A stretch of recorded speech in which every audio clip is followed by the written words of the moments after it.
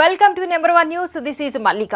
ఏపీలో ఎండలు పేరు చెబితేనే టక్కున గుర్తొచ్చేది విజయవాడ నగరంలో ఏప్రిల్ మొదటి వారంలోనే ఎండలు మండిపోతున్నాయి. సామాన్య ప్రజలను టారెత్తిస్తున్నాయి.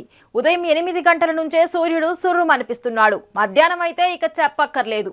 ఎండకు తట్టుకోలేక ప్రజలు చెరుకు రసం, కొబ్బరి నీళ్లు, మజ్జిగ, జ్యూసులు తాగుతూ సేద తీరేందుకు ప్రయత్నిస్తున్నారు.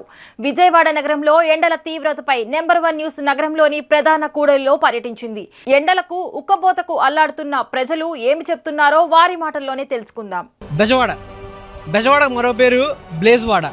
రాష్ట్రంలో ఎక్కడ లేని ఎండలు విజయవాడలో సమ్మర్ వచ్చినప్పుడు చాలా తీవ్రంగా ఉంటాయి. ఈ మధ్య చూసుకున్నట్లయితే కింద సంవత్సరం ఉష్ణోగ్రత యావరేజ్ 38 to 45 ఉష్ణోగ్రత మేలో ఉంటే మనకి మార్చ్ ఆఖరి వారం నుంచి మళ్ళీ ఏప్రిల్ స్టార్టింగ్ వారానికి మనకి 40 డిగ్రీ సెల్సియస్ వరకు టెంపరేచర్ అనేది రికార్డ్ అవుతుంది. ఇలా చూస్తూ ఉంటే మరి జనాలు మే వచ్చేప్పటికి విజయవాడ పరిస్థితి చాలా భయంకరంగా ఉంది. ఎండలకి రోజు తిరిగే వాహనదారులు కానీ ప్రయాణికులు కానీ ఈ ఎండల వల్ల చాలా ఇబ్బంది పడుతున్నారు. ఈ విజయవాడ ఎండలు ఇలా ఉండడం వల్ల మున్సిపల్ కార్పొరేషన్ గానీ విజయవాడ ట్రాఫిక్ పోలీస్ గానీ చాలా జాగ్రత్తలు తీసుకుంటున్నారు. రోడ్డు మీద ట్రాఫిక్ సిగ్నల్స్, ట్రాఫిక్ పాయింట్స్ దగ్గర గ్రీన్ కలర్ మ్యాట్స్ పెట్టడం, అలాగే వాటర్ ట్యాంక్స్ ద్వారా రోడ్స్ ని చల్లార్చి పొల్యూషన్ కంట్రోల్ చేయడం మరియు హీట్ని కంట్రోల్ చేయడం జరుగుతుంది. అలాగే డాక్టర్లు కూడా బయటకు వస్తున్నప్పుడు చాలా ప్రికాషన్స్ తీసుకోమంటున్నారు. ఎంతవరకు సాధ్యమైతే హైడ్రేట్గా ఉండమంటున్నారు. ఎందుకంటే హీట్ స్ట్రోక్ వడదెబ్బ తగిలే అవకాశం చాలా ఉందని డాక్టర్లు చెప్తున్నారు. అందుకని బయటకు వస్తున్నప్పుడు కొంచెం జాగ్రత్తలు మెయింటైన్ చేయమని అలాగే విజయవాడ కమిషనరేట్ మరియు మున్సిపల్ కార్పొరేషన్ వాళ్ళు కూడా చెప్పడం జరుగుతుంది. ఇప్పుడు విజయవాడలో ఎండలు ఎలా ఉన్నాయి, ప్రయాణికులు కానీ వాహనదారులు కానీ వాళ్ళు విజయవాడ ఎండల వల్ల ఎంత బాధపడుతున్నారు, ఎంత ఈ ఎండలను ఎలా ఫేస్ చేస్తున్నారో వాళ్ళని తెలిసి అడుగుదాం. అలాగే ఈ మధ్య విజయవాడలో వేసవకాలం రావడం వల్ల pineapple, water melon, sugar cane ఇలాగా బాడీని కూల్గా మన ఒంటిని కూల్గా ఉంచి ఈ ఎండల నుంచి తప్పించుకోవడానికి చాలామంది రోడ్ల మీద ఆగుతూ ఈ పుచ్చకాయ మరియు ఇలాగా ఏవైతే బాడీని కూల్ చేస్తాయో కూలెంట్స్ని ఎక్కువ తీసుకోవడం జరుగుతుంది. వాటి యొక్క డిమాండ్ కూడా చాలా పెరిగింది.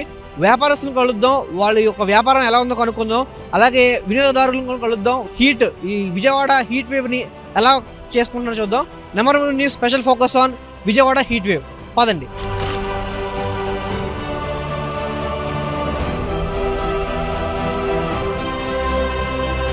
మా రమేష్ హాస్పిటల్ దగ్గర ఉన్న సిగ్నల్ దగ్గర పుచ్చకాయల దగ్గర ఉన్నాము.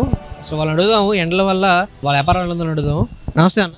నమస్తే, చెప్పండి. పుచ్చకాయ రేటు ఇప్పుడు పాత సమ్మర్తో పోల్చుకుంటే ఇప్పుడు ఎలా ఉందన్న? రేట్లు బాగా పెరిగాయండి. మాకు ట్రావెల్ కూడా పెరిగింది. ఈ కాయలు ఏమిచ్చి చెన్నై నుంచి, తమిళ నుంచి వ్యాపారం కూడా బాగానే ఉంది. ఎండతో వచ్చి ఇక్కడ ముక్కలు చాడుతుంటారు. ఇంటి ఇట్లా అప్పుడు కన్నా రేట్లు ఎక్కువ ఉన్నాయి. మీరు కింద సంవత్సరం ఎంతగా మరి కేజీ ఎంత అమ్మారు? కింద సంవత్సరం పోలిస్తే ఇప్పుడు కొంచెం రేట్లు ఎక్కువ ఉన్నాయండి. ఎక్కడ దొరకడం కష్టంగా ఉంది.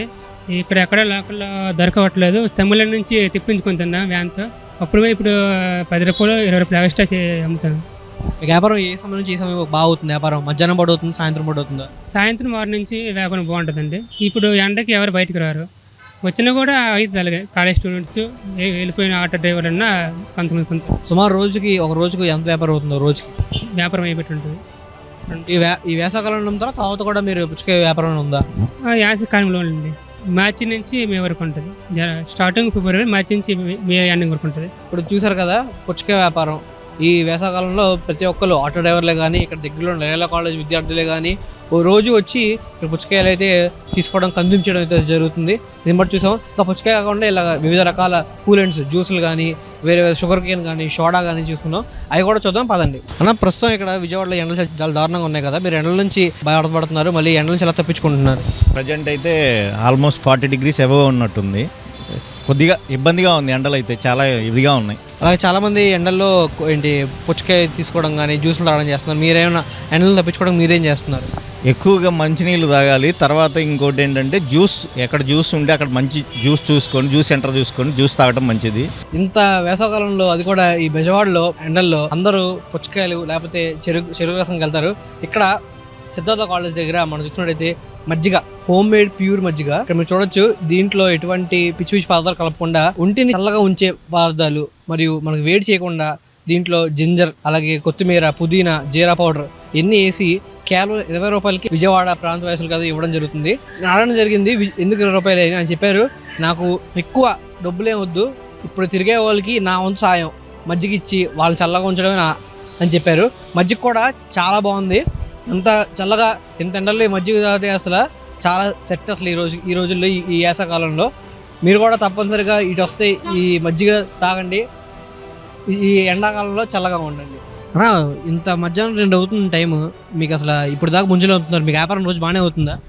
బాగానే అవుతుందండి. ఇది అయిపోతాయి 2 అవ్వకపోతే పాడైపోతాయి ముందు, అందుకని ఈ టైంకి అవ చేసుకోవాలి. డజన్ ఎంత అమ్ముతున్నారు మీరు? 70 నుంచి 80 దాకా అలా అమ్ముతున్నాను. కింద 15 ముంజలు వస్తున్నాను. కిందటి వేసవకాలంకి ఎంత ఉంటుంది మీకు డజన్, ఎంత పడింది? 10 రూపాయలు పెరిగిందండి. పెరిగింది ఎందుకని? ఎందుకంటే ఇంకా రాలేదు కాయలు, వచ్చే నెలలో ఎక్కువ వస్తాయి, అందుకని మీకు రోజుకి వచ్చేసి ఎంత అవుతుందన్న వ్యాపారం? రోజుకి వచ్చి 2000 3000 అవుతుంది. వేసవకాలం అంతా మీదే చేస్తారు, ఇదే పని మీకు? ఇదే పని చేస్తాను. ఎక్కడ నుంచి తెప్పిస్తారన్న మీరు? అమ్మారి నుంచి వస్తున్నాను. ఎంత లెక్కన తెప్పిస్తారు రోజుకి? మేము అంటే ఒక 30 కిలోమీటర్ల నుంచి వస్తున్నాము, అమ్మారి నుంచి వస్తున్నాను. అంటే రోజుకి ఎంతవరకు తెస్తారు, సరుకు ఎంతవరకు తెస్తారు? సరుక 3000 నుంచి ఒక 5000 దాకా తీసుకొస్తామండి. సీజన్ అయితే 5000 దాకా వస్తాయండి. ఇప్పుడైతే ఒక 2000 3000 కూలి. మా ఊళ్ళో పల్లెటూరులో కూలీలు ఉండవు కదా, కోసుకొని కూలి వస్తుంది. ఇంత ఎండలో ఉన్నారు, మీకు అసలు ఇల్లు ఎంత దూరం నుంచి వచ్చారు, అసలు ఏంటి? కష్టపడుతున్నాం కదండి, అయిపోవాలి ఆ టయానికి, అవ్వకపోతేమో పాడైపోతాయి, అందుకని అవ చేసుకు వెళ్ళాలని ఇక ఎండలో చేసుకుంటున్నాం. వేసవకాలం అయిపోయిన తర్వాత మీరు ఏం చేస్తారు? వ్యవసాయం అయిపోయినాక మళ్ళీ వ్యవసాయం పనులేనండి. వ్యవసాయం కూలీలు ఇవన్నీ కూలి చేసుకోవడం, కౌలు చేసుకోవడం ఇంకేంటి. నమస్తే అన్న. నమస్తే అన్న. మీరు ఇక్కడ ఏం చేస్తున్నారండి? మీరు బత్తాయి అన్న, చెరుకు రసం ధరలు బాగానే ఉన్నాయి అన్న, ఎండలు కూడా బాగానే ఉన్నాయి. చెరుకు రసం ఎంత అన్న గ్లాస్? 25 అన్న. బత్తాయి 40 రూపాయలు అన్న. బాటిల్ వచ్చేసరికి 60 రూపాయలు 80 రూపాయలు అన్న. బత్తాయి జ్యూస్ వచ్చేసరికి 100 రూపాయలు 120 రూపాయలు అన్న. అంటే అంతకుముందు ధరలు ఎలా ఉన్నాయి, ఇప్పుడు ధరలు ఏం పెరిగినాయా? ఇప్పుడేం అన్ని గ్లాసులు బాటిల్ అన్నీ పెరిగినాయి అన్న, ధరలు అయితే అట్టాగే ఉన్నాయి అన్న. అంతకుముందు ఎంత ఉండేది ధర ఇది? 70 రూపాయలు ఉండేది అన్న బాటిల్, ఇప్పుడు అన్న 60 రూపాయలు చేసాం, 80 రూపాయలు చేసాం అన్న బాటిల్. రోజు మీకు ఎంత గిట్టుబడి అవుతుంది? రోజుకో 3000 అమ్ముతున్నాం అన్న. మీకు ఈ చెరుకు గడ్డలు మళ్ళీ బత్తాయిలు ఎక్కడి నుంచి వస్తాయి మీకు? మాకు తెచ్చి వేస్తారన్న, తీసుకొచ్చి బత్తాయి అన్నను మేము మామిడికాయ పాకల దగ్గర నుంచి తెచ్చుకొని వ్యాపారం చేసుకుంటాం అన్న. మీకు రోజుకి ఎంత మిగులుతుంది పైన? ఇంకా రోజుకో 1500 1000 రూపాయలు మిగులుతాయి అన్న. మీరు ఇంకా సంవత్సరాలు ఇదే పని చేస్తూ ఉంటారా? లేదు, సంవత్సరం మొత్తం ఇది చేయము, ఓన్లీ వేసవకాలమే చేస్తాం వ్యాపారం. మామూలుగా వర్షాకాలం వచ్చేసరికి టాప్ పనికి అటు వెళ్ళిపోస్తాం. ఎస్, మనం అయితే ఇప్పుడు ప్రస్తుతం రామలింగేశ్వర నగర్ ఏరియాలో అయితే ఉన్నాము. ఇక్కడ ఈ ట్రాఫిక్ పాయింట్ దగ్గర ప్రత్యేకత ఏంటంటే మీరు చూడొచ్చు, ఈ పైన అయితే ఒక గ్రీన్ మ్యాట్ అయితే ఏర్పాటు చేయడం జరిగింది విజయవాడ ట్రాఫిక్ పోలీస్ మరియు విజయవాడ మున్సిపల్ కార్పొరేషన్. ఎందుకంటే ప్రయాణికులు కానీ వాహనదారులు కానీ అలాగే ఈ ట్రాఫిక్ కంట్రోల్ చేస్తున్న ట్రాఫిక్ పోలీసు కానిస్టేబుల్స్ కానీ సిఏ కానీ ఎస్ఐ కానీ ఇలా ఎవరైతే ట్రాఫిక్ని ఎవరైతే కంట్రోల్ చేస్తున్నారో మరియు వాహనదారులకి మరియు ప్రయాణికులకి కూడా ఎండ ఈ విజయవాడ చాలా ఎలా అయితే 45 డిగ్రీ సెల్సియస్ మరియు 35 నుంచి 45 వరకు డిగ్రీస్ ఉన్న టెంపరేచర్లో జనాల్ని వాళ్ళు ఇంత వేడిలో కూడా బండి మీద 2 వీలర్స్ మీద ఆటోల మీద కొంతమంది రిక్షా వాళ్ళు కూడా వాళ్ళకి నీడలో ఆగినప్పుడైనా కాసేపు ఇంత ఎండ నుంచి తప్పించుకోవడానికి నీడలో ఉండడానికి అయితే ఈ గ్రీన్ మ్యాట్ అయితే ఏర్పాటు చేయడం జరిగింది. ఈ గ్రీన్ మ్యాట్ వల్ల మనం చూసుకోవచ్చు ఇక్కడ కానిస్టేబుల్ గారే కానీ ప్రయాణికులే కానీ ఆటో వాళ్ళే కానీ చాలామంది వాళ్ళు ఇక్కడ ఆగినప్పుడు అలాగే వెళ్తున్నప్పుడు కూడా చల్లగా ఈ ప్రదేశం దాటి చల్లగా వెళ్ళడం చూసుకోవచ్చు. ఇక్కడ ఎందుకు పెట్టారంటే బెంజ్ సర్కిల్ తర్వాత ఇటు గుంటూరు వెళ్ళే హైవే ఇది. ఇక్కడ బెంజ్ సర్కిల్ తర్వాత ఎక్కువ ట్రాఫిక్ ఉండే స్పాట్ అయితే ఈ రామలింగేశ్వర ట్రాఫిక్. ఇంకో ఆశ్చర్యకరమైన విధం ఏంటంటే ఇది ఇలాంటి గ్రీన్ మ్యాట్ ఇంకా విజయవాడలో చాలా హాట్స్పాట్ ట్రాఫిక్ ఏరియాస్ అయితే ఉన్నాయి, అక్కడైతే ఈ గ్రీన్ మ్యాట్ అనేది ఎక్కడా లేదు. కొన్ని చోట్ల వాహనదారులు మరియు ప్రయాణికులు ఏమంటున్నారంటే ఈ చోట్ల కూడా గ్రీన్ మ్యాట్ పెట్టండి, మాకు కూడా ఇంత ఎండలో విజయవాడ ట్రాఫిక్ పోలీస్ వాళ్ళు మమ్మల్ని గుర్తించి ఆ హాట్స్పాట్ ఏరియాస్లో కూడా ఎలాగైతే రమేష్ హాస్పిటల్ లేలా కాలేజ్ రమేష్ హాస్పిటల్ దగ్గరే కానీ మరియు నిర్మలా కాలేజ్ సిగ్నల్ దగ్గర కూడా ఇలాంటి గ్రీన్ మ్యాట్స్ పెట్టడం వల్ల వాహనదారులకు చాలా చల్లగా ఉండే అవకాశం ఉంటుందని బయట పబ్లిక్ అయితే వాళ్ళ ఒపీనియన్ చెప్తున్నారు దీని మీద.